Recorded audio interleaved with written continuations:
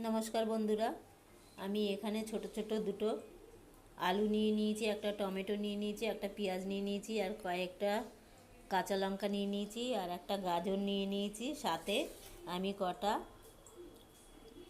মটর ডাল নিয়ে নিয়েছি, সকালেই ভিজিয়ে রেখেছিলাম। আমি এটা দিয়ে কি করতে চলেছি আপনারা দেখতে থাকুন।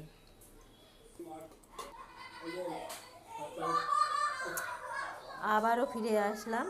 এই যে আমি গাজরটাকে কুচিয়ে নিয়েছি, আলুটাকেও কুচিয়ে নিয়েছি, কুচে ভালো করে ধুয়ে নিয়েছি। এবার এতে এই পেঁয়াজ কুচি, টমেটো কুচি, লঙ্কা কুচি, এই সব উপকরণগুলো আমি এখানে দিয়ে দিচ্ছি।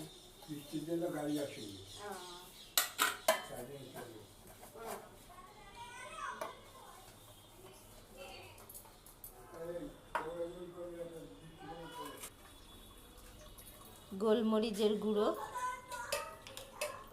দিয়ে দিলাম, ভাজা মশলা, এর মধ্যে ধনে আছে, জিরে আছে, শুকনো লঙ্কা, তেজপাতা আমি আলাদা করে ভেজে গুঁড়ো করে রেখে দিই কৌটোতে। সেই মশলা দিয়ে দিচ্ছি, হলুদের গুঁড়ো, স্বাদ মতো নুন, আর সামান্য পরিমাণে চিনি দিয়ে আমি সব উপকরণ ভালো করে মেখে নেব। দিয়ে দিচ্ছি একটু বেকিং পাউডার, কর্নফ্লাওয়ার,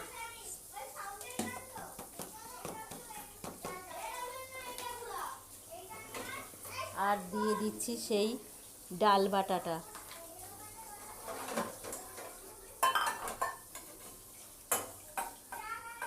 কড়াইতে তেল বসানো হয়ে গেছে, দিয়ে দিচ্ছি।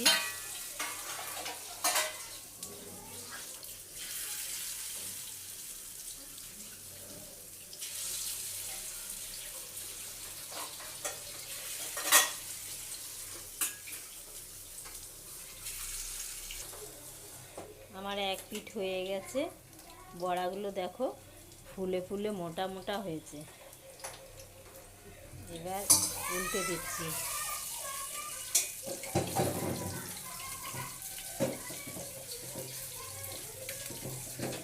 এটা হলো সবজি পকোড়া, এর নাম হলো সবজি পকোড়া।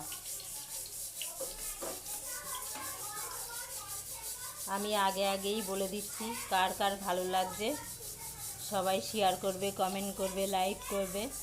আমার এই রেসিপিটা দেখে যদি তোমাদের ভালো লাগে,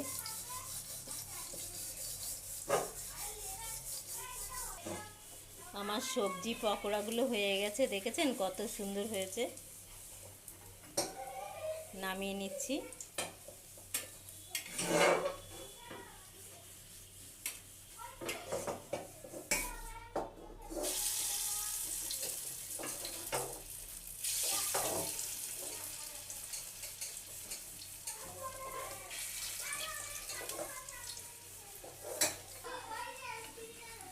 আমার এই পিঠটা হয়ে গেছে, এবার উল্টে দিচ্ছি।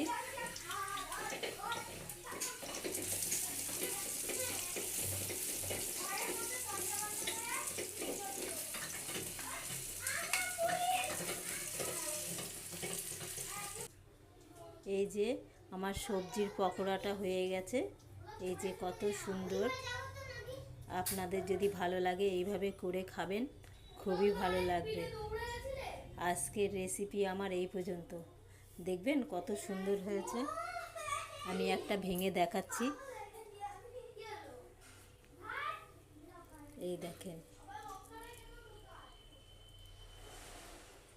কত সুন্দর হয়েছে। দেখেন এইভাবে আপনারাও করে খাবেন, খুবই ভালো লাগবে। আমার তো খুবই ভালো লাগে, আমাদের বাড়ির সবাই খেতে ভালোবাসে। ওই জন্য ঠান্ডা ঠান্ডা ওয়েদার কি করব, ঝটপট করে এটা করে ফেললাম। এখন সবাই মিলে আমরা মজা করে খাবো। আজকের রেসিপি আমার এই পর্যন্ত। লাইক, কমেন্ট, শেয়ার করতে কিন্তু কেউ ভুল করবেন না। ভালো লাগলে সবাই শেয়ার করবে।